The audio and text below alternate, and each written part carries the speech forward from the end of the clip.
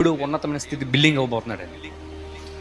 ఇక్కడ చాలా మంది ఉన్నారు కదా, ఎంతో రేక్ షెడ్లో వర్షాలకి ఎండకి ఎంతో ఎన్ని ఉన్నారు, కానీ దేవుడు ఇప్పుడు ఏం చేశాడు? మిమ్మల్ని సజీవులుగా చూడాడు. అంటాను ఇక్కడ దావీదు అంటున్నాడు, దేవా నా కుటుంబాన్ని స్థిరపరచు అంటున్నాడు. నా కుటుంబాన్ని నీ సన్నిధిలో స్థిరపరచని ప్రార్థన చేస్తున్నాడు. ఈరోజు మన ప్రార్థన ఏముండాలో తెలుసా? నాకు ఆస్తి అంతస్తు కాదు, నా కుటుంబం నీ సన్నిధిలో.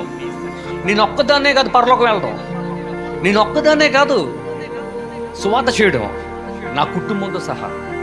ఒకవేళ ఈరోజు లైవ్లో చూస్తున్న వారు కూడా మీరు చేయవలసిన ప్రార్థన తెలుసా? నా కుటుంబం నీ సన్నిధిలో. ఎందుకంటే నీ యొక్క యవ్వనం, నీ వయసు ఏదైనా సరే ఎక్కడ గడిపినా అది ఎందుకు పనికిరాదు. కానీ ఆయన సన్నిధిలో గడిపిన ఒక్క క్షణం చాలు, ఒక్క దినము చాలు. 1000 దినాలు అన్నాడు నీతో. ఒక్క దినం గడిపితే చాలు. మనం ఈ ఒక్కరోజు ఆరాధన